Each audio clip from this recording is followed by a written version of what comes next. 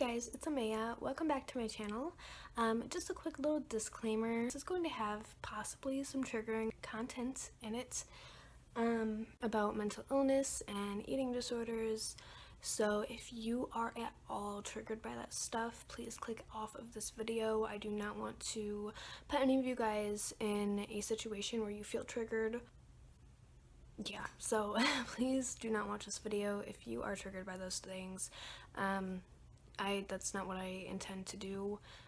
This is going to be a very quick video, and yeah, I just had some stuff on my mind that I really want to share and talk about.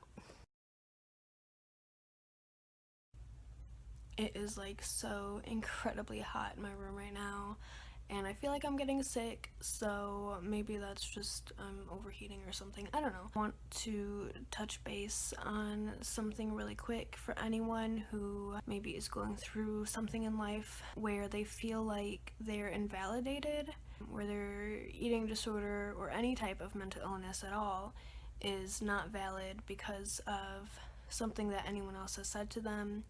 Whatever the case is, I want every single one of you guys to know that nobody should be allowed to make you feel like your struggles, your mental illness, your eating disorders, whatever you have going on in life, no one should be able to make you feel like they are not valid. If you're experiencing them and it's real for you, then that is enough to make it valid. I was still struggling with my anorexia at this time.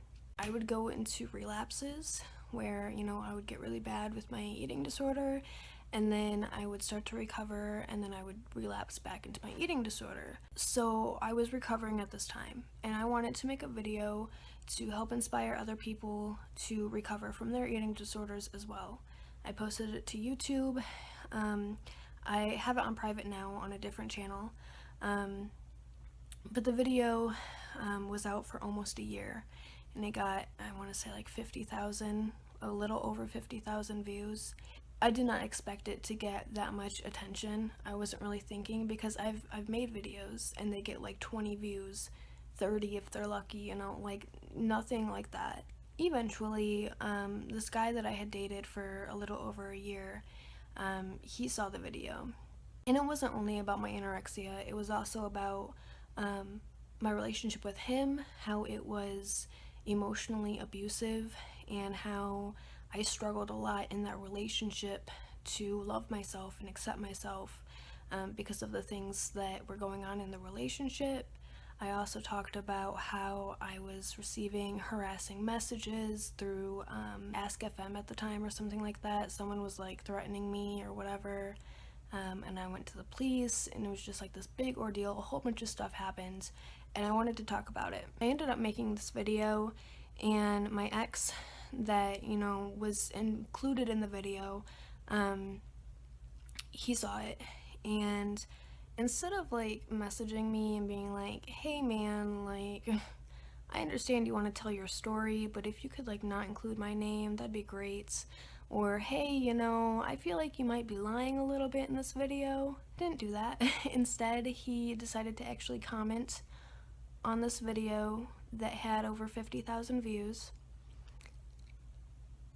totally just outing himself. I posted a picture of him and I used his first name. With his actual YouTube account, he said this huge ass message in the comments. I don't want to get into too much detail, but pretty much just outed the fact that it was him in the video. And then he also mentioned that I was never anorexic, because the girlfriend apparently that he was with at the time, she was 80 pounds and apparently she was anorexic. Somehow in his mind, her weight invalidated my mental illness.